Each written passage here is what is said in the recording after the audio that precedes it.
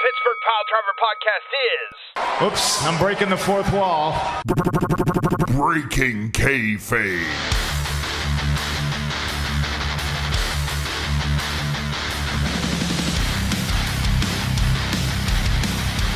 Well, it's that time again. No, I know what you're thinking. Oh, it's time for the Pittsburgh Piledriver Podcast. Nope. You would be wrong.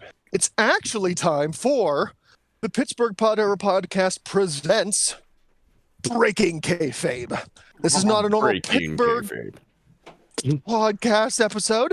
This is a Breaking Kayfabe episode. So we're really not going to talk wrestling tonight. We're going to talk general bullshittery. So if you have come here interested in wrestling, I'm afraid I've got some bad news. And that's all the wrestling that there's going to be tonight is a very suspect Wade Barrett impression. That's it. That's all you get. That's all you get because we're going to do a Breaking Kayfabe, which means we're not talking wrestling. Shut up. Let's go. Ransom the Madman is here. Tiger Bomb Tom is here. Pook the Bard is here-ish. You'll figure it out along the way. You'll figure it out as we go. He's here, but he's not here, but he'll be back. And then, listen, you don't need to know how the sausage is made. You just need to know, hey, it's delicious. And I'll enjoy it. That's all you need to know. You need to know how it's made. Don't worry about how it's made. We'll handle that. If you ever really want to know how it's made, you're never going to want to eat it again. Don't do that. I enjoy a hot sausage, so don't do it. Yeah, he does. Hello. I do have to correct you on something. What? He's so annoyed already. I love it. How dare you? This is my intro, and I don't say anything wrong in my intro. Well, that's not the only wrestling talk, because I'd be remiss if I didn't say, ladies and gentlemen, my name is Tiger Bomb Tom, and I am the special counsel for the Mad King, the incomparable, the controversial, the sexy Mad King. Bend the knee for your Cruiserweight Tag Team Champion, one of Mr. Alec Ransom, and allegedly Bob Gray. Yeah, that's the thing. Like that's his new moniker. He's allegedly Dave, allegedly Bob Gray. He's one of the two. He's allegedly. Allegedly. It's lightning. You know what? These truly are the end times. Let me tell you, because the Mad King reigns only once a year, and this time the Mad King is reigning twice. Although I'm sharing my throne with a peasant, if I'm going to be honest here. But you know what? Every once in a while you got to give the rabble a little bit of, extra. Hey, attaboy, good job, but attaboy. You got to give the rabble a little something so there's not an uprising. Good job. But in any case, these are the end times because the Mad King is Cruiserweight champion twice in the same year and pretty close in months. I think I had a month gap in between. Yeah. My first reign of the year and this one, so something like that. Oh, while Beef and I took over the aforementioned Beef the Legend, we are sans beef tonight. We're going vegetarian tonight. Yeah, we're going. Yeah, ain't no beef. No beef here tonight. What is he doing? Is he camping or something? I don't know what he's doing. I try not to ask those questions because he's probably just doing something dumb that's just going to piss me off. So I try not to ask those questions. Like, oh, where's Beef at? What's Beef doing? Don't worry about it. Just fucking don't worry about it because I know it's going to be something hippie, dippy, stupid, It's going to be some bullshit. Oh, we're out at a milk testing and we're going to try all these different flavors of milk or milk testing. Some bullshit. He's out at some milk microbrewery. I don't know. Fuck him. I know it's going to be one of those hippie answers that's just going to piss me off. You know what? Speaking of getting pissed off, I got a little bit of a gripe. Let's fucking do it, man. Come on. Let's you know gripe what? it up. Before you get into this gripe, I just want to tell you, before this episode started, I thought to myself, you know what? I really, this isn't a great Breaking Kayfabe for beef to miss, because I feel like I want to get into an argument with somebody. Like I feel like I either want to get into a fiery argument with somebody, or I want to get into something controversial and just vent. But I don't know what those things are. I don't know what I want to argue about. I don't know what controversial things we can talk about, but that's the mood I'm in. Like, let's go. Freaking do it. We'll find it along the way. So if you're gonna vent or gripe or get spicy about something, man, I'm here for it. Let's do it. Oh yeah. So I just gotta say that I've been noticing since now with my delivery job now, and I've been doing it for almost a year now. Wow, already? Holy cow! Yeah, I know. It's quick. Yeah. Man, I gotta tell you, I cannot tell you the number of times that I say to myself on a daily basis, and I quote, I fucking hate people. No. Because people don't know how to drive, because they like no fucking common courtesy at all ever. Nope. Anywhere in the general public. Now, I find this amusing because for the last 10 years I did a job where I was working very closely with people as a massage therapist, and the fact that I do my streaming, I like the people that I like my small communities of people and stuff like that, but I really have found I have turned into a crotchety old man with a huge disdain for the general people as a whole. And so let me stop you right there, though. Yeah. I don't think you are. And here's why. Okay. I don't think you're a crotchety old man or have turned into that. I think generally society has a much freer lack of manners.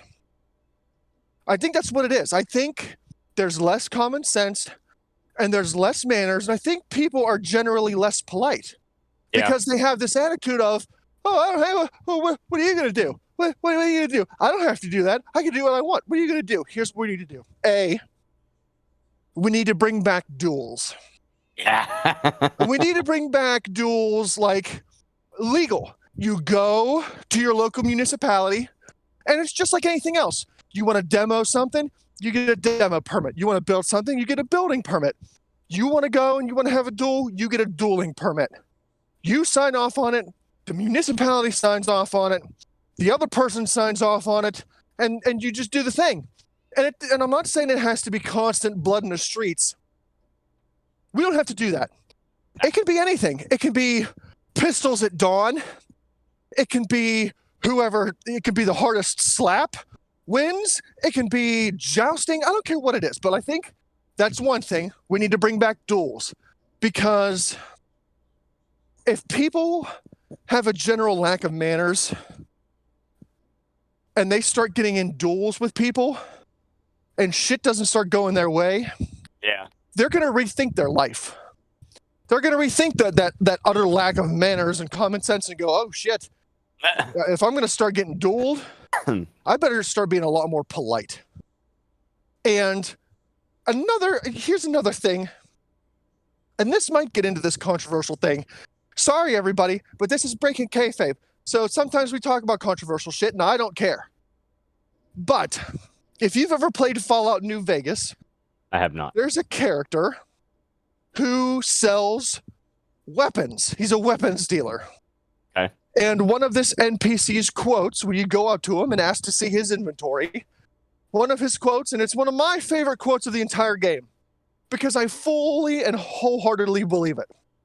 He says, and I quote, "An armed society is a polite society."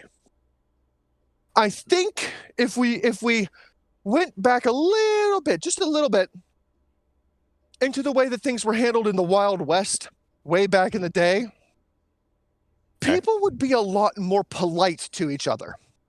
Because if they knew, oh, if I'm discourteous or impolite or an asshole, this person might just whip out a revolver and Colt 45 me to the dome. Like, I better really start minding my P's and Q's. And, guns can be a touchy subject to a lot of people. But here's my thing. If everybody had a gun, everybody would be a lot more polite to everybody else. Because you never, like nowadays, there's too many keyboard warriors out there. And I get the irony of me saying this in a podcast that's posted on YouTube, but I make no qualms about it. If I piss you off, fucking come get me. Like I'm not hiding behind a keyboard. I'm not hiding behind a YouTube. I'm not hiding behind an internet. You've seen me walk around on my porch. You know what I look like. Come get me. The only problem that I see with that line of thinking is that the statement of everybody would be more polite, which in turn, I think stupidity, like it would have had to have been something that would have had to have been initiated a while ago. Because if we just did it now, like the stupidity and lack of common sense would fucking win out the day, unfortunately. Well, you're right. There would be a break-in period, though. There'd be a break-in period where stupid people, like you'd play stupid games and you'd win stupid prizes, and there'd be a little you'd have to do some culling. There'd be a culling phase, and then those that survived the culling phase would be smarter and be a lot more polite, because they would know, they'd say, oh, a lot of these people that were stupid or rude, semper rude, they're not here anymore because they had to learn their lessons the hard way. Now the people that are left are smarter and more polite. And I think that's where we need to go. You know what? COVID was supposed to do that, but it wasn't the great reset that we all thought it was going to be. Yeah, we lost some people, but it wasn't the pruning of society that I feel like we needed. We need a real good plague that really starts shit over and gets people thinking like, oh, you know what? Taking things for granted here. Maybe I got to start appreciating just the general life a little bit more. I don't know. I had an interesting little conversation with a couple old ladies that I was making a delivery to. I was making a delivery to like this apartment building, and the one lady. Now, mind you, first off, I'm not required to necessarily take whatever package to specifically like straight to the front door in these people's apartments, unless I need to get a signature for something. Okay, all right. Now, I'm the type of person that'll go the extra mile. I mean, you know me. You're a hardworking dude who goes above and beyond. That's what it is. I try to at times. Yes. Now, I had two things I was bringing to this particular building. I was bringing some sort of small fucking bubble envelope or whatever, and then the other package was like a 43-inch TV. Oh my. Yeah, I mean, thank God that we have flat screens now, because I can't imagine trying to get a 43-inch tube TV or any sort of tube TV anywhere, because fuck that. They're so stupid heavy. Dude, you want to talk stupid heavy? I had a fucking a safe today. Oh my God, that thing was redonkulously heavy. All right, really though, serious question. Yeah. Who fucking FedExes a safe? People. Shouldn't that be shit that you'd go to a store and pick up and load into a flatbed truck and have like some neighbors help you unload in your house? Who FedExes that stuff? Not like an 800-pound safe. No. Like a small. Still though, it's got to be heavy enough to be a safe. Well, right? It was one of those like like a small personal like fireproof safe or whatever. Yeah. But like again, it's one that you could go to like fucking Harbor Freight and get on your own. But nah, we're just gonna order it online. I mean, hey, job security for me, but fucking laziness. Come on now. Well, yeah, all right. But in any case, so I roll in there into the apartment building. These people let me in because as in most apartment buildings, the door from the outside is locked. So you either need the code or you need somebody to let you in or whatever. Right. Now, I'm with you. Now, in most cases, if I can't get into the building, I mean, I'll leave it inside whatever outer door I can get in, or I leave it on the porch stoop of the apartment building. Because hey, if I don't have a code to get in, what the hell do you want me to do? Yeah, right. That's if you're going to shatter something, that's breaking and entering, and Yeah. that's not worth getting busted for. No. But I come in there and there's like, they have like a little mail room around the corner from the front door. And, and I stop, just to kind of set the TV down for just a second or whatever, standing it up on edge. And the lady said to me, she's like, "You're not going to leave that down here, are you?" I was like, "No, I didn't plan on leaving that." I was like, "I'm leaving the other thing though, because it's a little bubble wrap package. I don't give a shit about that." I was like, "No, I'm nice enough to actually take the TV up as long as I can make it inside here," which obviously I am. And then of course, people like to, I hear this one. "Oh, if you want to leave that for me, whatever." Waka waka. Here's the old delivery jokes. Yuck, yuck, yuck. Yuck, yuck, yuck. I'll take that TV if you don't want to carry it. Ha ha ha. Ugh. Yeah.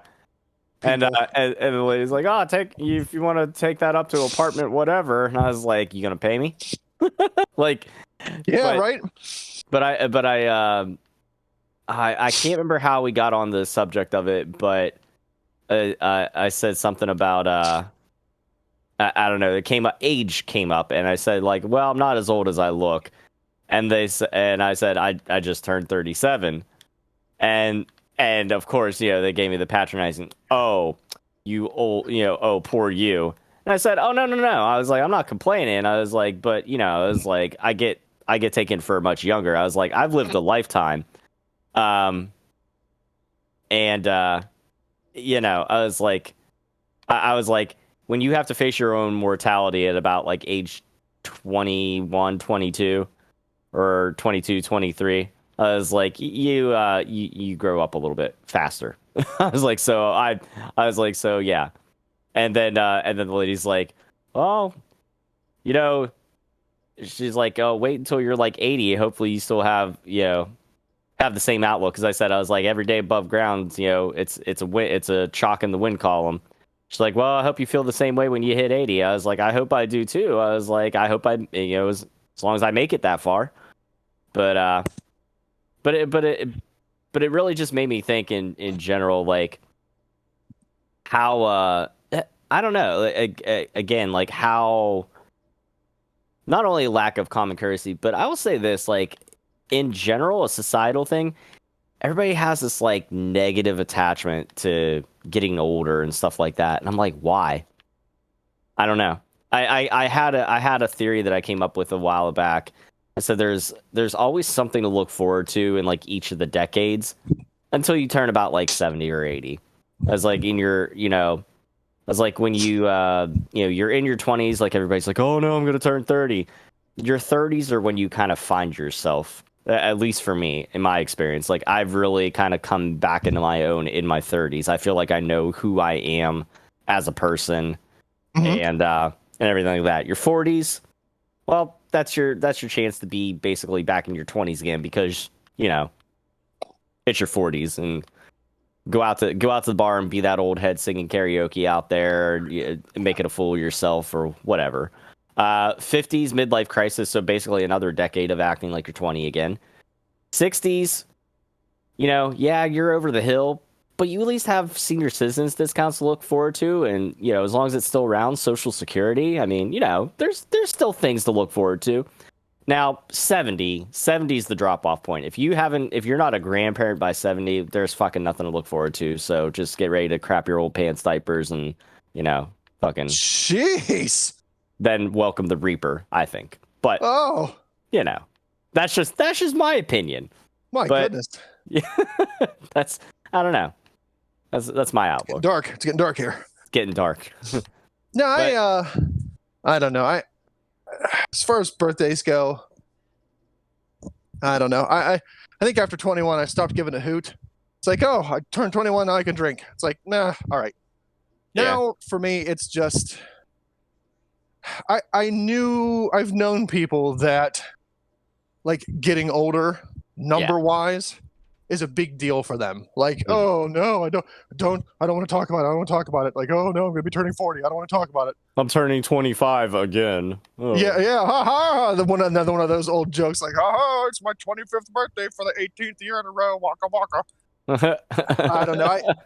I feel like for me, it's one of those deals where, man, to me, it's one of those deals where it's how you feel. Yeah. And I got to tell you, I'm in better health shape and physical shape now at 37 than I have been probably since I was 18, 19. That long? Like, wow. Well, my gosh, like when college hit. Oh, yeah. Well, yeah. That's where I ballooned up. Like I gained weight in college because it was basically late night pizzas, late night beers, sitting in class, sitting at home in the apartment playing video games. Like that's what it was. It was sitting. And then, job wise, my jobs have pretty much always been computer based. So I've been behind a computer doing something I was doing on a computer. So it's been sitting. So until I got into this fitness streak or, this need for fitness now, like I feel like I'm addicted now. Like I've got to do it. I have to do it. If I don't get some sort of workout in a day, I get cranky. You're gonna have to face it. You're addicted to weights. I'm telling you though, like it's, and I didn't really realize it until, hey, Poot's back. Yeah. I didn't really realize it until Tara said something to me one day. It was towards the end of the day, and she's like, "Did you get a workout in today?" And I'm like, "No, why?" And she's like, "Well, you've been real irritable all evening, and I feel like on days where you don't get a workout in until real late, you start to get irritable." And I sat back and I thought about it. I'm like, "Oh, I think you're right. Like, I think I've gotten to the point where like I'm accustomed to working out, and when I don't get that in, at least by early evening, I start to get irritable." Yeah. Like that's one of those things, man. Like fitness has become one of those things where like I crave it, and it's not that it's become easy. Like the cardio that I do, I'm still a sweaty, disgusting mess at the end. The weights that I do, I'm not a big, strong bard, so I don't do the heavy weights like Poot does. Like Poot outweights me by leaps and bounds. But the weights that I do, I feel sore at the end. It's not a cakewalk. It's not little fitness things that I'm doing that's just super easy. Like I push my body physically, and I'm worn out, and I'm sore, and I'm sweaty, and I'm winded. But man, my body craves it anymore. He's over 9,000, dude. Like do you have that too, Poot, or do I just have one of those addictive personalities to where maybe I need some sort of counseling? Well, I think like you, I think it's safe to say that you do have an addictive personality, but but that's not a bad thing, because you're one of those people that when you get into something, you throw yourself in. And that is why you are adaptable. That's why you've been able to go through different jobs that you've done and be successful at them. That's why you're a good dad. That's why you're a good husband. That's why, you're good at things that you do. And that extends to working out, because the thing that's addictive about that is that, number one, you get an endorphin rush. You get an endorphin rush of like after you have a good workout. Yeah, you're tired, but that tiredness. Is it windy where you are? You all right over there? Who you talking to, me? Yeah. Yeah, you. Yeah, I think every once in a while I hear. I'm in my garage, and I think that's the water that's running. Someone upstairs is getting a shower, so maybe I'll turn my noise suppression back on until they're done with that. Well, but regardless, anyway, and that's the thing that's addictive to people who don't necessarily have an addictive personality, is you get that kind of endorphin hit and that dopamine dump, and you get that just like really euphoric kind of feeling. And a lot of people, it's kind of a good way of chasing a dragon. You know what I mean? People say that about heroin users. You know, they call it chasing the dragon. You know, but no, because the first. Sorry, I'm thinking of the South Park episode now. No, but no, that weirdly enough, that visual representation of it is how it is. Because, and I unfortunately know people who were and fortunately are still alive and beat it, that were addicted to heroin, and they said, dude, the first time that you do it, it's the greatest feeling in the universe. And then every time you do it after that is not as good as that first time. So you keep thinking the next time I do it, it'll be better. And now, and the thing is though, on this side of it, when you go and exercise, you have kind of that ability to do steps up to where you get that rush, that feeling. And plus when you see results, that in of itself is addictive. And you even said to me, about me being big, strong, Bard and stuff. And I was doing the strongman powerlifting kind of stuff. And I was really on a good track. But starting the job over at the bank and being on my feet all day, and plus with a job that is incredibly mentally demanding and stressful, by the end of the day, you've been on your feet all day in dress shoes. You want to go home and have a beer. You don't want to go work out. Like, and now I understand why most people who are in jobs like that, or people who are active all day, get their workout in first thing in the morning, because then you have no excuse, because you wake up, you're as fresh as you're going to be. But I started, so for that, I was a month and a week off just because I was so shot. Like I was exhausted. And then I finally got to the point where I went, all right, I have to just do this. And so I've started back, but now I realized I'm like, okay, I got to cut. I can't bulk. I can't put on muscle. I can't do what I did before, where I was sitting all day for my job, where I had this hunger to push and go hard. I went, all right, everything will be better if I start cutting.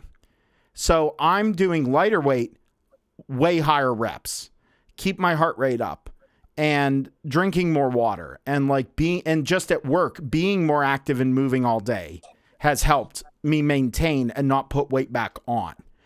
And, but getting back to it, like today, my buddy Steve and I went and did back day, and, my lower back hurts, but not in like, I could tell it's like, because the left side of my body, because I compensate off of it for my left knee, because my left knee is I got to get it looked at next year. It's one of those things where I'm like, okay, next year I got to get it looked at, because I might have to have something done, because this is bad. Like it's starting to get bad.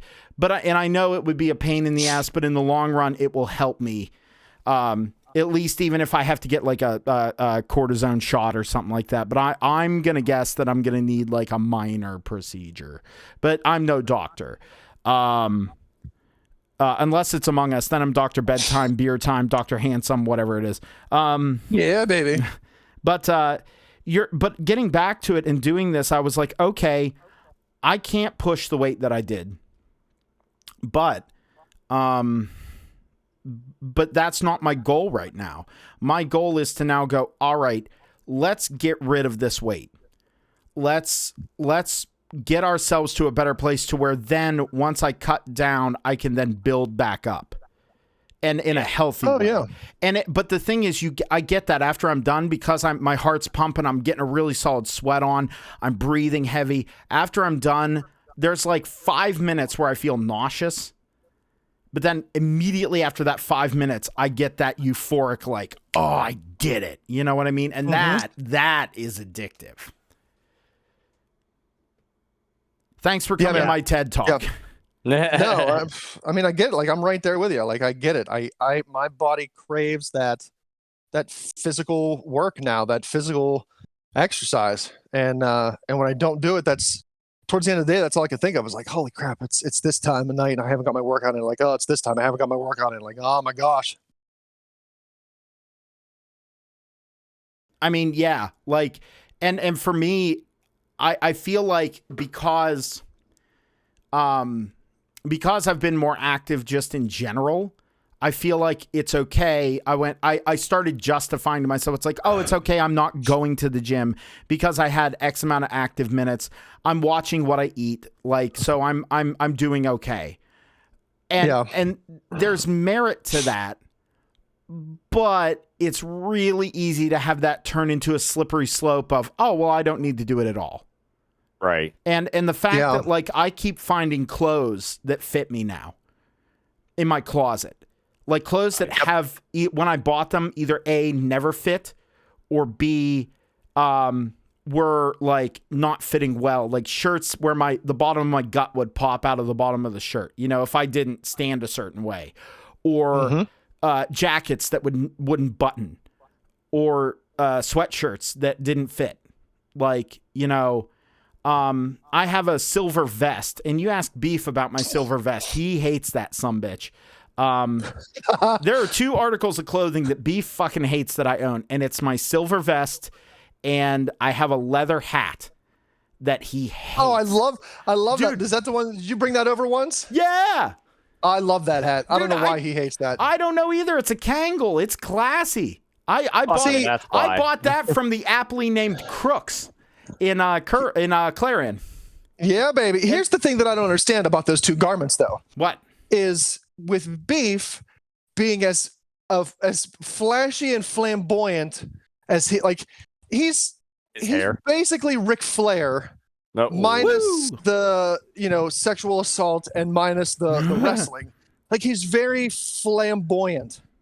You know, he's very like, he's got that quality where I hope you can understand what I'm saying without me saying it in words. Like, he's very personable and out there and flamboyant and flashy, I feel, especially in his personality. So I don't understand why those 2, like, I figured those 2 things would be straight up his alley. This dude he has wacky color hair, and in freaking college he had a pair of freaking blue suede Timberlands. You want to talk about clothing I hate? Those some bitches were the worst.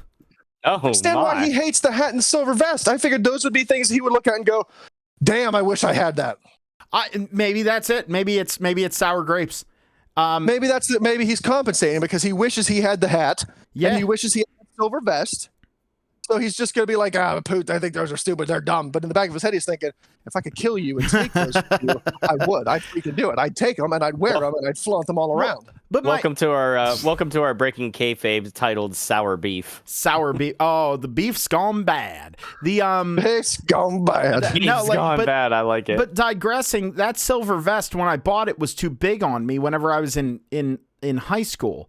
It was enormous on me. And then I didn't wear it for a long time. When I was in college, I found it and was like, oh man, this is great. And I put it back on and it was small on me. And I went, oh no. Like dude, I was showing my one coworker asked me that she said, do you have any pictures of you with hair? And I was like, yeah, on my Facebook. And I went back to college and I looked at pictures of myself and I went, oh my God. I was like, get serious. Like there's pictures of me where I was like, oh my God, I was enormous. Like, and I'm a big dude now. But and my friend Jim, who's always been very in shape from college, he told me, he said, dude, you always carried yourself so well. And he said, I wouldn't believe that you were 400 pound. And I was like, oh, dude. And it wasn't like muscle 400 pounds. It was 400 pounds. It was a lot. And there's one specific picture of me walking in a park with my friend Dave. Dude, I always joke about not having a neck. I did not have a neck. Like, it was horrible. And that was the picture that made me go, oh, fuck, I need to lose weight. Years and years ago. And I failed. And then I got back on it. I got a kick in the ass and I got back on it and I lost weight, but then I put it back on plus some. And then a couple years ago when I started lifting at the Matrix, Body Matrix, I started lifting there and I started losing weight and then I hurt my back and I had to take like 3 weeks off. And I went back for a week and I was like, oh shit, I can't push as hard as I did. And I fell off it. And that's my point with this is like going on, off, on, off, on, off. As long as you don't quit, that's the important part. And I know that sounds very cliched and very after school specially. You're right, though. But it's so true. Yeah, it is. It is. And I listened to a lot of podcasts whenever I started, like, whenever I looked at myself one day, I think it was 2019. Because I think I started on this fitness journey in May of 2019. When I looked at myself and I went, "Oh, you're at a problem point now. You got to do something." So I started exercising. And I started listening to a bunch of podcasts. And I think it was somebody on Joe Rogan's podcast. I love Joe Rogan's and his podcast. It's freaking phenomenal. He had somebody on. I wish I could remember who it was, but they said so many people fail at fitness and weight loss because they set these lofty goals of, I'm gonna do work out for a year. I'm gonna do this. And I'm gonna start at this weight, and I'm gonna end at this weight, and here's what I'm gonna do, and blah blah blah. And they don't see themselves making the progress that they feel that they should make, and that discourages them. And then they just go, "Oh well, screw it. I'm not gonna do all this work if I'm not gonna get anywhere. So what's the point? What's the point in doing it?" So they get discouraged, and then they stop. And this guy said, you need to set yourself daily goals. Don't focus on it's good to have long-term goals, but the goals that you need to focus on is not, oh, okay, in 3 months, here's what the scale needs to say. Like, don't say that, because in 3 months, when the scale doesn't say that, it's a lot easier to get discouraged and throw your hands up and go, "Oh, well, fuck it. It's not working, so I'm done." They said, set yourself daily goals. And that's what I did. I said, okay. And, Semper, Mania, all these people, they can crap on Apple all they want, and it's fine. But I'm an Apple guy. And one of the things that I found was on the Apple Watch, there's a fitness thing where you have 3 rings that you have to close: a stand ring, an exercise ring, and a calorie ring. So you have to burn so many calories to close that ring. You set these goals yourself. So many minutes of exercise, and then you have to stand once an hour for a minute. So theoretically, like, oh, I need to stand once an hour for a minute for 12 hours. And then you close your rings. So that's what I did. I said, okay, here's what I'm going to do.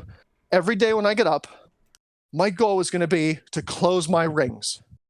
So I'm not going to say in this amount of time I want to fit into these pants, or I want to weigh this, or I want to see abs, or I want to do this. Like, I'm not going to do that. What I'm going to do is I'm going to get up every day and I'm going to say, okay, it's Tuesday. My goal for today is to close my rings. And I feel like setting those daily goals for myself, it became so much easier to fulfill those goals. And I feel like at the end of the day, when I look at that watch and I go, oh, I've surpassed my exercise goal. I've surpassed my calorie goal. I've closed on my rings. I'm doing good. If I can continue to do that tomorrow and the next day and the next day, then over time, I'm going to see those long-term results that I want to see. And it's easier to fulfill a daily goal than it is to fulfill a long-term goal. For sure. Tom, do you have anything to weigh in on this? Because I know him and I can just go and go and go and go and go. No, I mean, not a whole lot. I think there's definitely. Tom's one of those handsome boys that doesn't need to worry about fitness because he looks like he's freaking belongs in a stupid Abercrombie catalog, and I hate him for it. No, I don't. His genetics are just kind of like, oh, fat? Nope, I'm not going to deal with that. Boom, here I am. Look at me, handsome. No. Now, big old tripod too. Listen, we didn't need to. I'm never the one that first brings it up. It's always who always brings up my tripod. Listen, it's tiny. Listen, it's tiny dick envy. Okay, listen. Okay, that's it. Let's call a spade here. That's just what it is. Oh no. Well, it's like I always said. God only made me 5'6" for a reason. So I mean, Anyways, I agree. I agree with Ransom. Setting the daily goals is the way to go.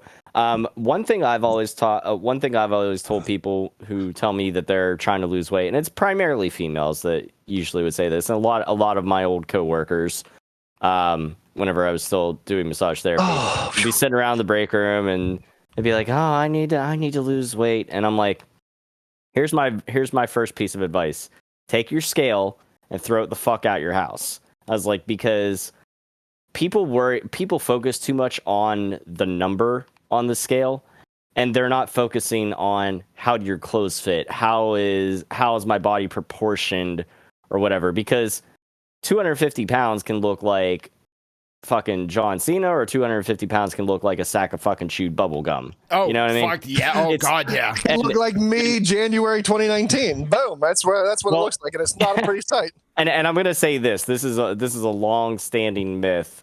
People will say, well, muscle weighs more than fat. It's true, though. It is. It's true. No, it doesn't weigh more. It's more dense. So it takes more fat to density wise to make up the same amount of density that that same amount of weight for muscle would. It's not that it's like what weighs more, a pound of feathers or a pound of or a pound of gold. Well, they're both a pound, but it's just there's going to be more feathers because they're nowhere near as dense as the gold. Same thing with muscle and fat. Well, yeah, and that's the reason why, like, it's funny. I know I've talked about before on Breaking Kayfabes we done where I talk about a guy named Eddie Hall. Okay. And if you go look at Eddie Hall and you look at his strongman career, he was the first person to deadlift 500 kilo, which is well over half a ton.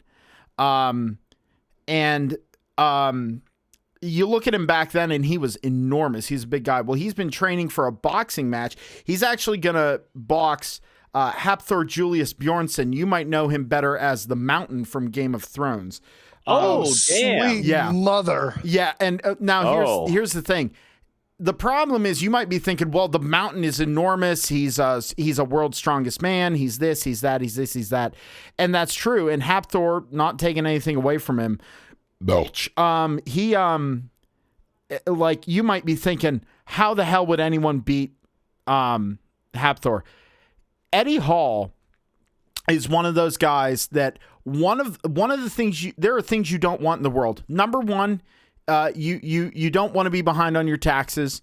Number two, you don't want cancer. And number three, you don't want to be up against a determined Eddie Hall. Like I was when the second that I heard that this was going to happen, because there's bad blood between the two of those guys. Eddie Hall put out a video talking to, like, addressing it, being like, okay, the boxing match is signed and they're going to do it. And I watched Eddie Hall's video and I went, oh no, Hafthor might be fucked. But the point is with Eddie Hall, he throws himself into anything he does, and he does it obsessively. And that sounds very familiar. And he knew with boxing, he had to cut weight. You look at pictures of him when he started training and pictures of him now, he is a shredded monster. And I looked and I went, holy fuck. Like, and I looked at that and I went, oh, and he's maintaining his strength too. He's doing a lot, along with boxing and being more lithe and doing more cardio, he's maintaining his strength. Now, can he lift what he lifted when he was really pushing the strongman thing? Not his best, but he could probably do 80% of what he did. But he cut a lot of fat. He cut a lot of mass. And I went, oh, well, I mean, he's a genetic freak. But like, if he can do it, maybe I can do it too. What do I have to do it? And you talked about small goals. For me, the little achievements and little goals are like that silver vest that we were talking about earlier. It hasn't buttoned literally since my freshman year of my senior year of high school. It buttons now. Like, nice. And that's the thing is it's like, and I bought a reverse flash hoodie. Yellow with, it's reverse flash. And I bought it off of Amazon, and it was a 2X. Didn't fit at all. Put it on, it fits. And I went, oh, nice. Shit. And then I bought a Deadpool basketball jersey. It is tight. It's tight. It's probably never going to fit me perfectly well, but I can put it on. Nice. Like it's little stuff like that makes you go, okay, and it makes you more mindful of other decisions. You know what I mean? Like, so I think that's my I think point. another thing I think another thing too, along with setting reasonable goals, is, you know, how do I put this? You have to. I'm not saying you should ever not push yourself, because you should always strive, to do your best and be your best.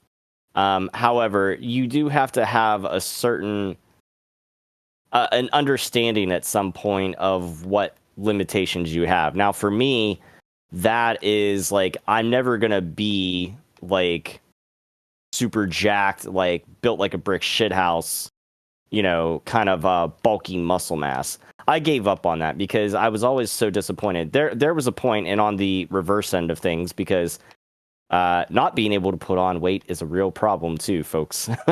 I can tell you that. I was overseas on my second deployment.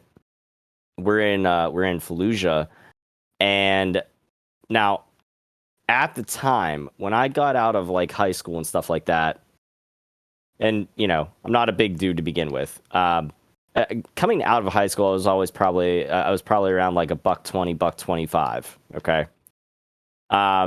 At one point on the deployment, just from sweating out so much water weight and it being so hot over there, I was down to 113, and I felt fucking disgusting.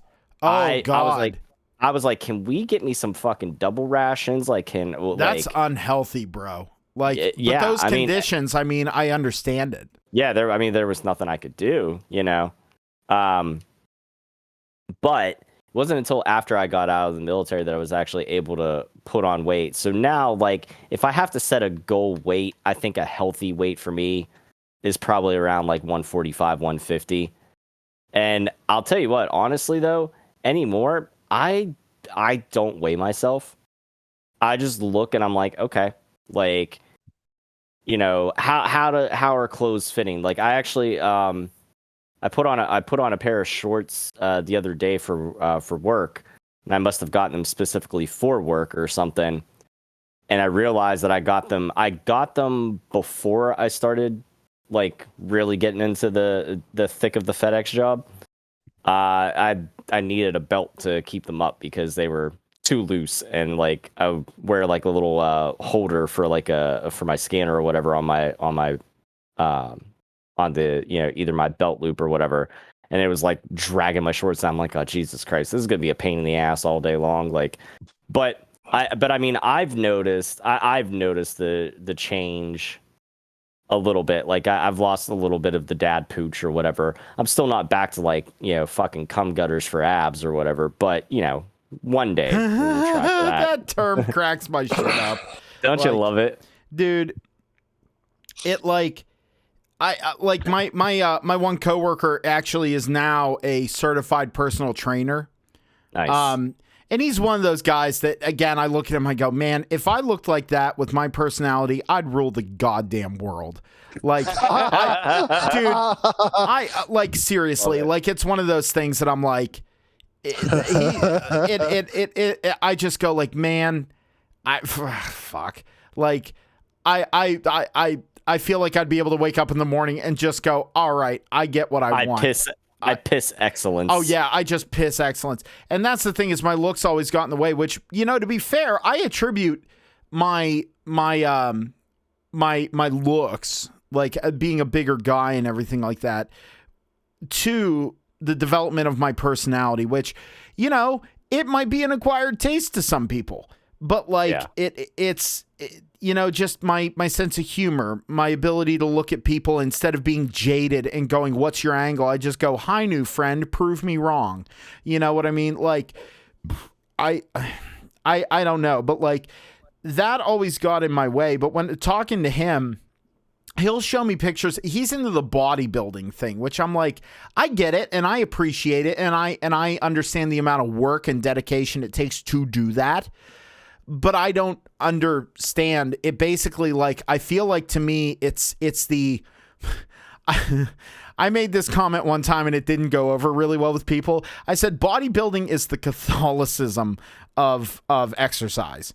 And they were like, what do you mean? And I said, it's very self-flagellating. You have to deprive yourself, and you have to be like incredibly vigilant, literally, of everything that you do, period, forever. And but then again, there's merit in that kind of dedication. But he always shows me these freaks who have like 1% body fat, and like when they suck in their gut, you said the term cum gutters. Dude, it's like a cum river. Like it's like at that point I go, that's not valley. Yeah, at that point it's not attractive, it's freakish. And I go like, are you going to be okay? Because you need like that. For example, I always like people always think to lose weight, and I know we're really on this kick right now, and I'm not trying to pull away from this conversation, but like, oh no, I am though. No, I will here, but like this is the point. People think that like you have to cut out fat. Everyone's like, fat's bad, fat, you bad. You know what I mean? No, you're bad. That's bad. Bad fat. The thing is, man, you know what part of your body is made of fat that you kind of need? Your brain. Your brain is fat. So whenever someone calls you a fathead, you go, yeah, you are too. Like you need fat. But it's what kind of fat? You know what I mean? Like that, and that kind of goes into the thing of questioning, like when people talk about watching your macros, like when they talk about, watch what you put in your body. Like, for example, people think that it's like, okay, I'm not allowed to ever have fast food ever again. No, what you're not allowed to do is get a double Whopper with fries and a large Coke. What you can do is go, like for me, when I'm on the road and I need to buy something quick, I'll stop at a Wendy's, but I get a $1 burger. And that's it. Like that's all you need. I usually go for a 4 for $4 because there's, again, small burger like that, like 4 nuggets, some fries, and a drink. Like I'm good. Yeah. But in any case, it's all about moderation too. Right. It's there was were you here earlier? Whenever I said about like my theory of like the decades. Like there's always something to look forward to or whatever. No, I was not. So you said about like developing your personality and stuff like that. That got me thinking back to that point.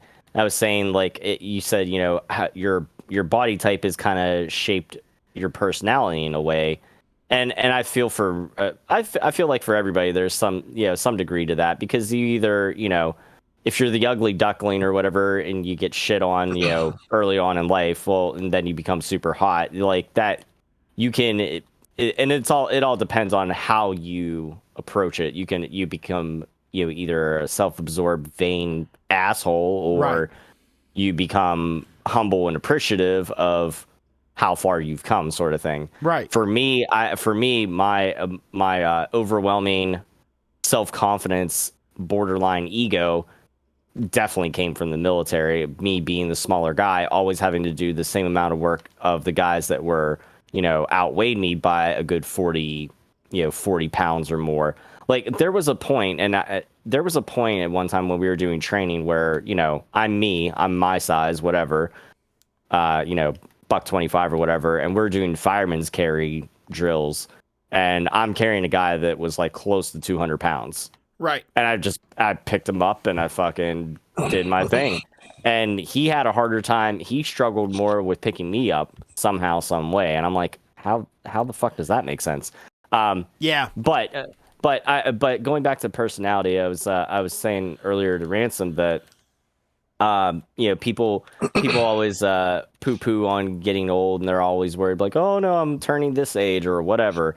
And I said, I think every decade there's something to look forward to until you're about like 70 or so. Like your 30s, you get to find yourself. And I feel like I found myself in my 30s. Yep. I don't know about you. Yeah. Yep. Oh, yeah. Like, I know who the fuck I am now.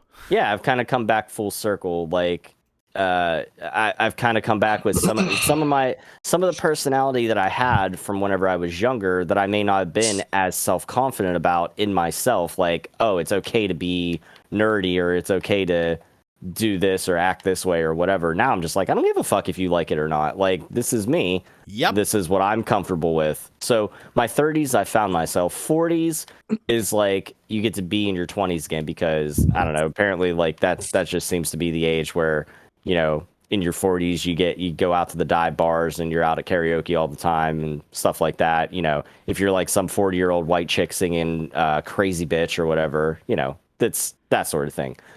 50s is midlife crisis. You get to basically another decade of your 20s again or whatever. So, you know, you go out and buy the sports car or the motorcycle or whatever. 60s, you're over the hill, but there's retirement, there's Social Security, you know, AARP discounts, whatever. And then by 70, if you're not a grandparent, there's really nothing to look forward to. So enjoy crapping your adult diapers and, you know, in the nursing home. So, dude, okay. Over the years, I've had people tell me, they're like, dude, like mostly women have told me, they're like, you're going to make a great husband one day. And I'm like, oh, thank you. That's really cool. But the problem is, apparently I don't make a good boyfriend. So how do I jump that step? That's the question. But that's a good looking question. The best compliment I've ever gotten is, dude, you're going to be a great dad one day, but you're going to be a better grandpa. And I'm like, fuck yeah, I am. Like, I'm gonna be just like my grandfather on my mom's side. His name was Frank Gunther, right? And he was from Pittsburgh. Beef, and I don't mean to bash on Beef because he's not here. I love you, Beef. Beef calls himself a yinzer. No. My grandpa was a fucking yinzer. That man was as tough as a $2 steak wrapped in boot leather. That man was awesome. He was so cool. When he got back from, I believe it was World War II, him and his buddy Irish Connolly, they were stationed over in the UK. Name. Irish Connolly and Frank Gunther, right? That's such a name. Aren't they? Love it. Aren't they awesome? Those are names that you can just easily put into a tag team and shoot them to the moon. Ladies and gentlemen, Irish Connolly and Frank Gunther. Like it sells itself. But like those two, they got back. They flew into DC. You know how they got back to Pittsburgh? Ow. Fucking hitchhiked. Yeah. Right. And I asked my grandpa, it was shortly before he passed away. I asked him, I said, Grandpa, did you guys run into any problems with people being like, you know, not, or it wasn't World War II. It was was it me? No, it was World War II. Korea? I said, did you, no.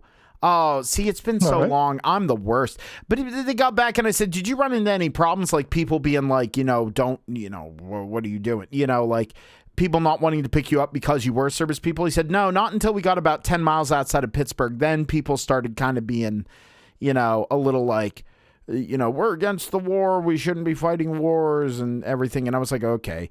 But like, dude, if he was still kicking, if you guys could meet him, you'd understand how I fit in my family. Like that man was I remember when he was down at the assisted living home here in Clearfield, I'd go down and hang out with him.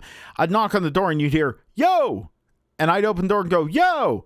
And for like 30 seconds, we go, yo, way, hey, whoa, hey, what are you doing? Hey, whoa, way. And like just crack jokes. And I asked him, again, I'm glad I got to ask these questions. I said, Grandpa, how'd you meet Grammy? He said, oh, well, back in the day, you didn't go to bars. Like, if you went to bars, you were a scoundrel, you know? And I'm like, okay. And he goes, oh, you're a scoundrel then, Poot. Oh, I'm a whore. No, well, you know. Anyway, but what he did back in the day was if you were a man of good standing or a woman of good standing, you went to a club like the Eagles, the Elks, things like that, right? Well, he said they went to the Elks the one night and there was a dance and everyone's there. And he went up to the bar and ordered a drink and he looked across the bar and he saw my grandmother. And they met eyes and he waved, he got a drink and he went back up and she was still there and he got another drink and went back and he said, well, I kept drinking and she kept looking better. I said hi and that's how it went. And And I started dying laughing. I was like, Grandpa, Grammy was a bar pickup? And he goes, yep. And I was like, it was hilarious. And you say, you scoundrel, you. And I just started laughing, and we laughed and laughed and laughed. But like that's the thing. If I could be half of the like grandfather one day that my grandpa was, oh my God, I will have won at life. And same thing, if I can be as half a good as of a dad as my dad is, I will have won at life. Double win. Yeah. You know what I mean? Yeah. I'm sorry I went on that kind of tear, but hey. No. That's kind of cool. I like even though I've never watched the show, I like the whole, How I Met Your Mother angle, sort of like, well, how did this come about? Like, I think my parents met at a bar or something too. I think one of them was playing pool and the other came up to him or something like that. I think it was my mom that was playing pool, because I think it's something that I talked about with her at one point. Whenever I was doing pool league with my buddy Travis, I was like, "Oh, I didn't know that you played." She's like, "Oh yeah, that's how your dad met me, was at the bar. I was playing pool." I was like, "Oh, okay." I was like, "Well, maybe sometime, we'll go out and play pool." That never came to fruition, but it was the thought that counted, I guess. But I was, and the first thing we started talking about earlier on, Poot, was it was a little bit of a vent session of like lack of common courtesy in society as a whole. I was saying, like, I can't tell you the number of times I come across like just dumbass drivers, inconsiderate people. Oh God.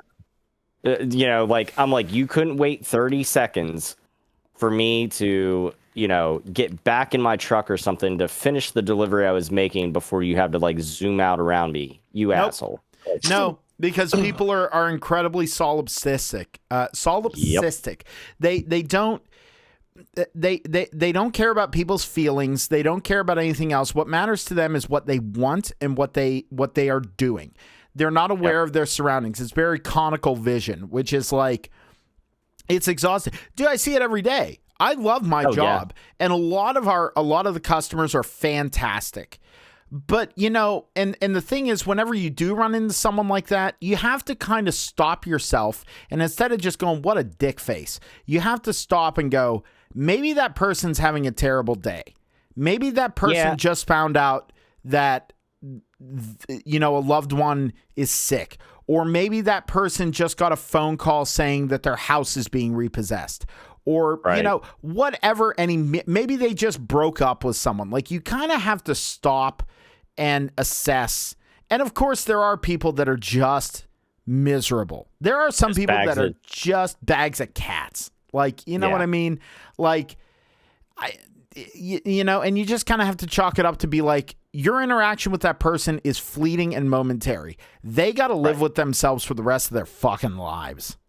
Yeah. Oh, think about that. It's an act of patience, and it's something that you have to always continuously work towards. So that way you don't get into the, what I like to call, and what I've sometimes referred to myself as, the crotchety old man phase of life, where I'm like, fuck everybody, they all suck.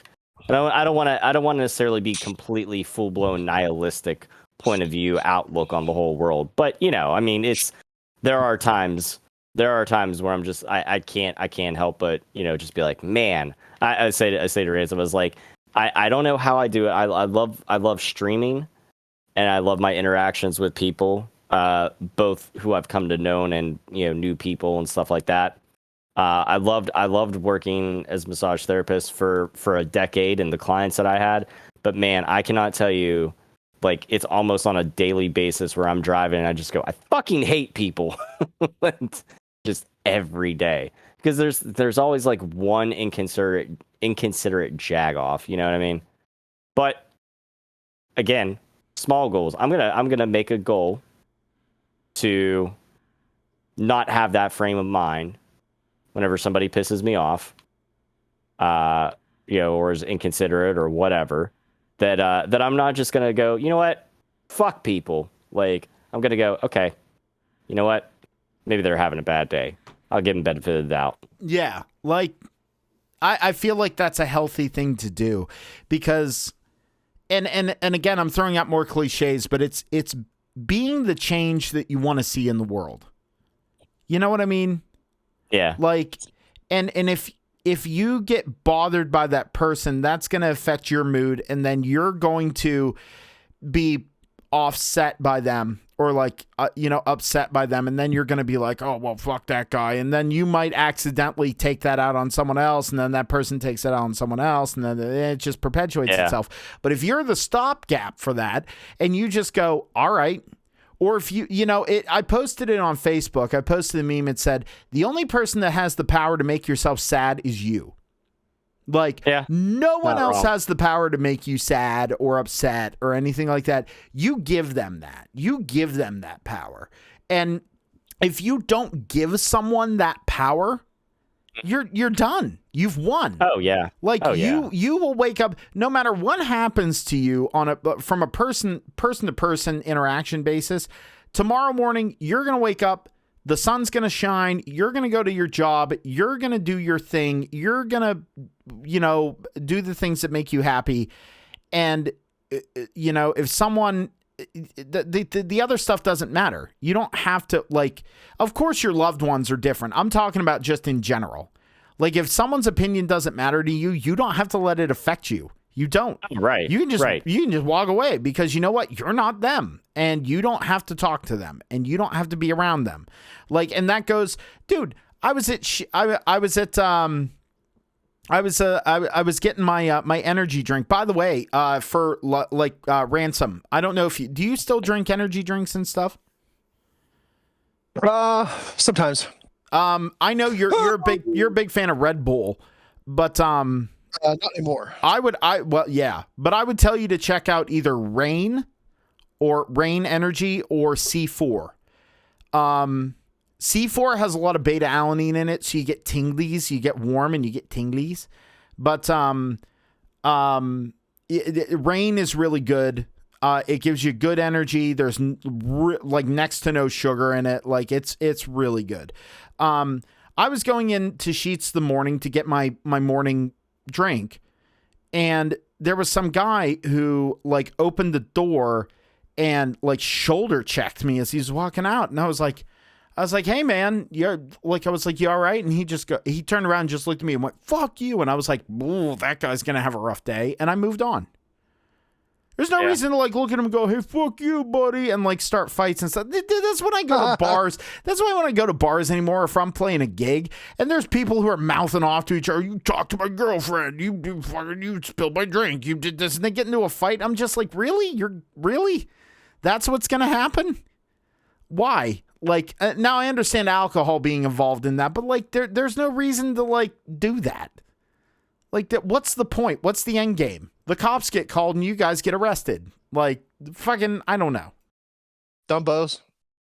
Yeah, it's. I mean, I think obviously with age comes wisdom and patience. You hope with age comes wisdom and patience, but for some people, not so much. Doesn't always work that way. But I feel like for me personally, I've gained more wisdom, and it's always been hard to really make me like truly angry. Like it takes a lot to like really piss me off. But I do notice that I don't have a whole lot of patience for like stupidity and like the minor things, like people the little who wake things. Up and drink dumb fuck juice every morning. Yeah, like I'm very quick to be like, oh, motherfucking stupid people, and then I let it go just as quickly. You know what I mean? Like the same when thing. Among Us servers go down. Yeah. Oh well, yeah. That. I mean, what happened the other night, by the way? I don't even know. The Among Us servers were down, and Tom raged. Oh, I was not happy. Well, anytime something goes wrong with a stream, something that's outside of my control. It frustrates the fuck out of me because one, I can't fix it. Knowing that I'm powerless to be able to do or not do something, knowing that I don't have control over that fucking sucks because I'm a perfectionist by nature. So I'm obvious, everybody's their own worst critic, but I got to take it up that extra notch. But when I'm doing a stream too, because I have an idea in my head. I'm like, okay, I have a general kind of self-awareness of like what I expect out of myself on my stream or whatever. And that wasn't it. I was just like, well, this night's a fucking wash. So it was done. I mean, I still left the video up there because I think some people had sent stars or whatever. So, there was that. It's another one of those things too, where it's like, it's not like we tried to set everything up beforehand, realized it didn't work, and then decided to do something else before you started your stream. Right. Like how many weeks have we all gathered on Tuesday to play Among Us and have had little to no issues whatsoever as far as technology wise? Right. It's right. Get the code, get in, MSK loses his mind, we move on, and we play round after round after round, and it's not a problem. Right. And there's no reason why we would have assumed this Tuesday that there would have been any different. Right. And it's one of those things where it's like, oh, okay, it's been working fine for how long has this been going on now? Tuesday nights. It's been over a year, hasn't it? Easily over a year. And there's never an issue. It's here's the time that CGG says we're going to meet. We get in, we get the code, we go, and it's just it's seamless. It just rolls. We just roll right into it, and then it's one of those nights where it's like, oh, okay, so this isn't working. Okay, let's try this. Oh, this isn't working. All right, let's try this. All right, this isn't working. Okay, this is bullshit. Yep. It was total utter bullshit. It's understandable. It's frustrating itself. Absolutely. Especially, I mean, if you're someone like that who, like Tom, takes a lot of pride in what he does. Oh, absolutely, I do. When something that is outside of your control, period, yep. and it affects what you're doing, and there's nothing you can do about it, dude, that is like one of the most like helpless feelings in the world. Oh yeah, yeah. It's and I'm also being somebody who, this dives kind of on the other side of things too. Like, again, being somebody who in my personal life has always been there for people, and that is the same thing. Like if somebody's having a problem or an issue and you can't help them, sort of thing. That sort of feeling too. Oh, dude, sucks. I've been there. But I've learned over the years not to have the fucking God complex, or like you can't save everyone sort of deal. Like I've learned to accept that. Like it's, again, with age comes wisdom, and a little bit of experience and patience. So I learned to have more patience for things that are out of my control.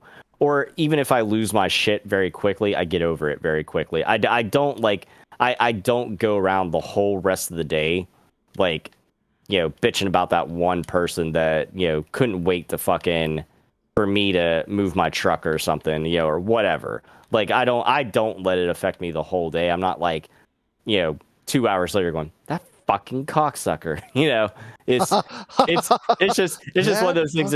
Guy. It's just one of those things. It's in the moment, it happens, and then I'm fucking over it. So. Yeah, like veering off topic.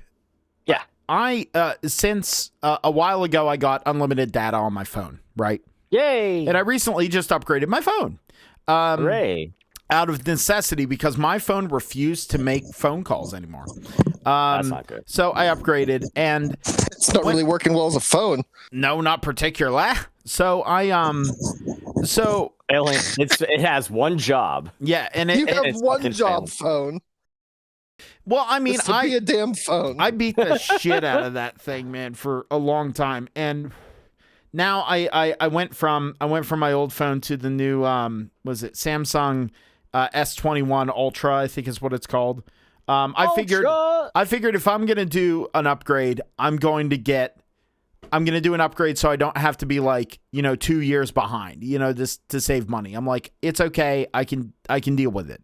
You know what I mean? I can budget. I'm an adult, apparently. So, Allegedly. allegedly. So, one of the things that I did once I got unlimited data was I got Spotify Premium. Nice. And, you know, I listen to a lot of podcasts on there. Like, you know, I said Hookah Chats. I listened to Hookah Chats. I started listening to a Fallout lore cast. My cousin's son told me about it. J3. His name's John, but he's the third John, so we call him J3. And he told me about it. It's really cool. Like on long road trips, it's really fun, especially if you're a Fallout nut. But the other thing I started doing was I started listening to, I was like, oh shit, I literally can listen to any song that's ever existed ever. And being a metal guy like I am, there's a lot of bands that I've kind of reconnected with. And one of the bands is called Trivium. You guys ever hear of Trivium? Heard of them. No. They're a great band. Beef and I actually saw them when they were touring on their first album, Ember to Inferno. I feel like one of my friends just saw them recently or something like that. They have like seeing their progression from like snotty party animal teenage like Matt Heafy, the singer and guitar player for the band, was like legit 19 when he went on tour for the first time. So he was just like a wild child. But he is like matured into this Zen master of heavy metal. Like he's like sober. He does a lot of like yoga and judo and stuff like that. Like he's super cool. But I was like, man, I haven't listened to Trivium in a long time. And I looked at how many albums they've put out and I was like, oh, damn. And I randomly clicked on a song called In Waves and it blew my mind. It's when you hear a song that just hits right at the right time, there is nothing in the world better than that. Like, and this song just like, it's super lyrically, it's super simple. And like, but like the riff just like for a metal guy, you're just like, it makes you, it's a weird thing. And this is speaking very artsy fartsy-y. But like when you hear a song that just hits right and it kind of validates everything you're feeling in that moment. Goosebump feeling. Dude, so like, they did have a show recently. My friend, one of my old coworkers, she made a post. I think it was on the 11th. She says, shout out to Grey Walker, the boys I've come to know and love and be so fucking proud of. They opened for Trivium last night. The Trivium. It was Jonathan's first live show with the band, and he killed it. Colt forever impresses me with his dedication to guitar, et cetera, et cetera. But yeah, so Trivia had a show on September 10th at the Roxy Theater in McKees Rocks, apparently. Dude, I wish I would have gone to see it because I saw them it was called The World at the time, and it was down in the Strip District. We were going to see the band Iced Earth, who they were touring on an album called The Glorious Burden, and we went to see them. We were going to see them, but opening for them was a band called Beyond the Embrace and then Trivium. Right. And we saw Trivium early. And Matt Heafy, but like they were kind of dickheads. Like no one really knew them yet. And like there's this small club full of like maybe 500 people. And Matt, the singer, he's like, you will fucking pit right now. You'll fucking do this. You'll do. And everyone's standing there going, no, we won't. Like, no. Like, and everyone just kind of stood there and watched them. And after every song, it was like a very like bland malaise of. I had an experience somewhat like that. Who did we go see? Oh, I think it was whenever I went to go see Rise Against down at Stage AE. They were the main act. Rise Against is great. Dude, Rise Against is so good. Like they weren't somebody who was on Andy's radar at first.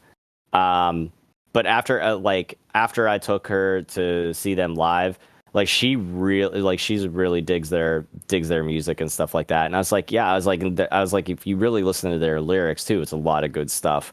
But they put on an awesome show. I'm trying to remember the two opening bands for them. The second act was Pierce the Veil. They were good. I never really. They're all right. I've heard of them. I never knew any of their stuff, but they put on a really good show. The one bass, I think it was the bass player, dude. He was fucking jumping around everywhere. Lots of energy. The very first opening band, White Lung. What? White Lung. The best way I could describe the lead singer was like somebody pissed in her Wheaties and she was just moody. And she said something at one point about like, you know how performers would be like, I feel that energy or whatever. And like, I'm going to give it right back to you sort of thing. They say that in so many words or another, or like, hey, I need your energy sort of thing or whatever. Or like, let's get fucking loud, whatever.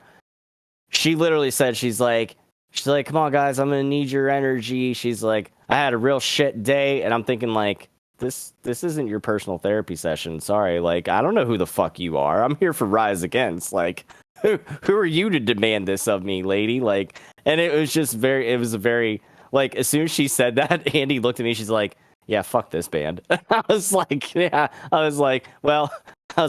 it'll be worth the wait.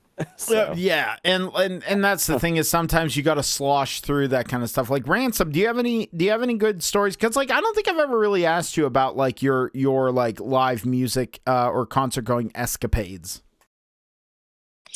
I've seen one live concert. What was that? I took Tara to see John Mayer. Dude, that's awesome. How was it? It was a lot of fun. I was never a super big John Mayer fan. I listened to his music because Tara liked his music. But I had a really good time. People can shit on John Mayer all they want to, but he's impressive as far as a singer. When he does his John Mayer trio stuff, when it's just him and I think two other guys. That's a trio, right? 1, 2, 3. Yeah. Yeah. Yep. It's good, man. He produces good music. The John Mayer trio is the banger of his stuff. I will say this though. And like I said, having been this is going to sound super pretentious, a student of music, and having the appreciation for all kinds of music, the song that turned me around on John Mayer was the song Paper Doll. And apparently he wrote it about Taylor Swift. So Taylor Swift got Taylor Swifted. Yeah, but it's a really good song. It's just well written. It's very kind of delicate. And I listened to it and I was like, man, this grooves. This is good. And he's playing with the Dead and Company now. He's Jerry Garcia.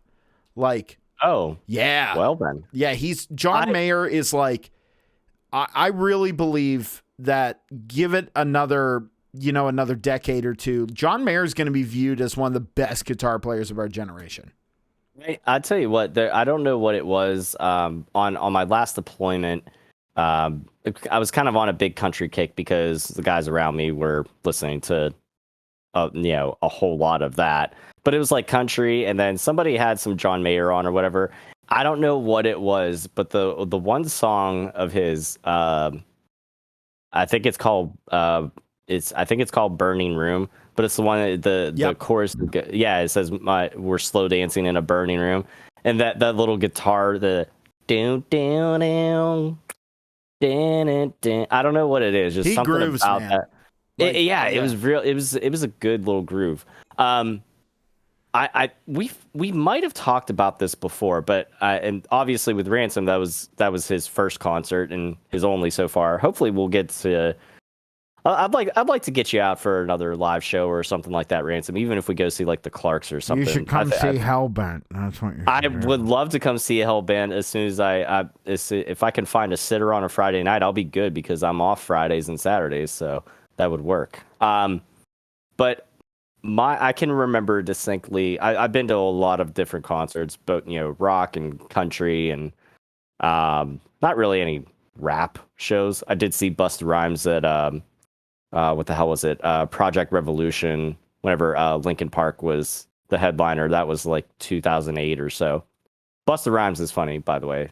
Puts on an entertaining show. But my first concert, I don't know how Poot's gonna take this because what? Seeing as he's a student of the music, he's like one of the he's like a season ticket holder that calls in and tells Mark Madden what's wrong with the sports team. Dude, I'm joking. I studied music from 1450 to current day. Give me a break.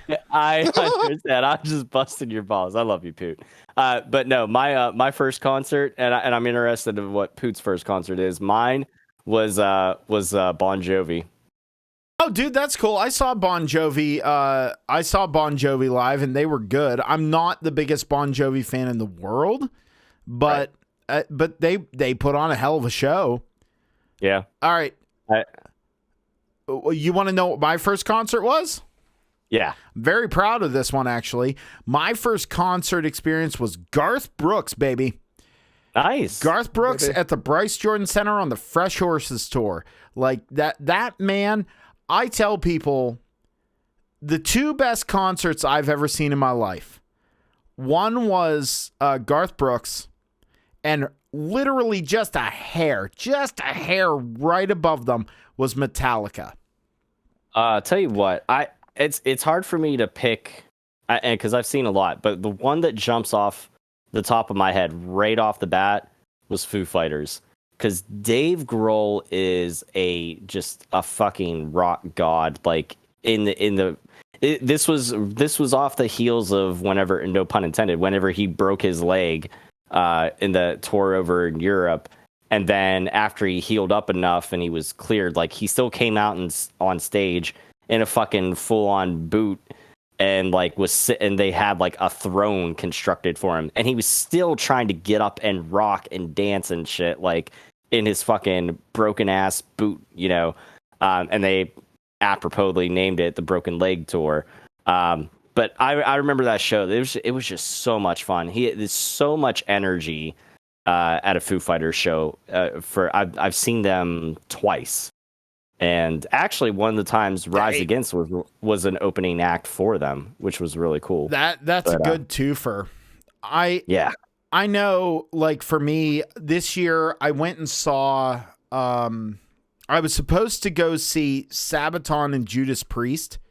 And Judas Priest, I was excited to go see. But the band that I was really going to see was Sabaton. They're a power metal group from Germany, not Germany, Sweden. And all their music is based on historical events like wars and military things. And I had heard of them, and they were always in my periphery. But the past year, I heard a song called 82nd All the Way off of The Great War. And it gave me goosebumps. I was sitting here listening to it, watching the video, and I'm like, holy fuck, this is incredible. And I bought the album The Great War, and every song on that album is a banger. Like, that whole album is a banger. And the very last track on it is a children's choir, or not a children's choir, is a choir singing In Flanders Fields. And it like absolute goosebumps after going straight through the album, and then just this metal, boom. In Flanders Fields, the poppies blow. You just like it like literally brought tears to my eyes. Like, cause the whole journey of the album, it was incredible. And Tom, I highly suggest you getting The Great War, the album The Great War. It's incredible. But then you'll have to PM that to me, because I'm always on the lookout for new and interesting music. I mean, I've definitely fallen into my rut of like I know what I like to listen to, sort of thing, and that's it. Like a lot of music nowadays, newer music, I'm not a huge fan of. But I'm not either. But like recently, my other guitar player in Hellbent turned me onto a band called Spirit Box from Canada, and the song he told me to listen to was called Holy Roller. They're great. They're, again, and a lot of the stuff I listen to is based around metal, but like you know, with John Mayer. Actually, I got into John Mayer because of Ransom. And I got into his stuff because I remember driving. It was the weekend of your wedding, and we were driving to pick up. Like you were going to pick something up, and I was riding with you and Beef. It was after the night that we showed up, and I was so car sick that I wanted to punch Beef in the face. And like we stayed at your house, and I slept on the floor in what is now your daughter's room, and I had a pillow and a blanket.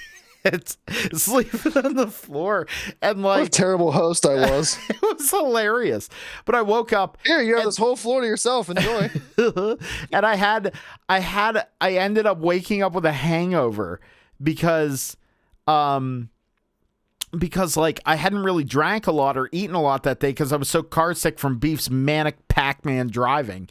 And like, oh, dude, Tom, he takes corners like Pac-Man. That's why I drive everywhere, because I get so car sick. And it just will. I think we regaled you with that story before, Tom. But if we haven't, next time we're all together, we'll regale you with it. But like, okay. So I wake up and I have a headache, and we got in the car and we were driving somewhere, and Ransom told me about John Mayer Trio because you had taken Tara to see them. And you were like, Ransom was just like kind of telling me, he's like, no, dude, seriously, John Mayer Trio, check them out. And I was like, okay. And I did. And I went, damn, this is incredible. And it kind of just and it also made me a little more accepting of John Mayer's solo stuff. Yeah. You know what I mean? Which I'm glad, because like it's hard to explain. Like it just, all you need is like for example, the band Coheed and Cambria. Have you ever heard of Coheed and Cambria? Oh, I've definitely heard of them. I couldn't tell you one of their songs, but I do have like probably a good bit of their discography on my iPod. So yeah, the best way to get into them is just get In Keeping Secrets, the album In Keeping Secrets. I think it's part 2. Like that album. It's the one with. It's basically their second album. Like that's the one that you should listen to get the vibe of what Coheed does. Like I hated Coheed, and everyone around me was trying to get me into them because they're like, no, you're gonna love them. And every song I heard, I was like, I hate this guy's voice. I don't like the guitar tone. Like I hate it. And then my drummer at the time, his name was Trevor. We called him Punish Taker. And I said, and Punish was like, dude, you need to get into Coheed. And I said, I tried, man. They're just not my thing. And he gave me their first album called Second Stage Turbine Blade. And I was listening to it, and I'm like, not into it. There was a song on that album called Delirium Trigger. And I heard that song, and it completely changed my opinion of Coheed. Like, from, like, one song. All it takes is one song to turn you around on a band. And I've done that. The band that I've done that with most is Queensryche. I love Queensryche. They are like one of my favorite bands. I'll say I did that with AWOL Nation, because I would always hear Sail and I never really cared for it. But then I forget. I can't remember. There was a couple different songs of theirs that I heard.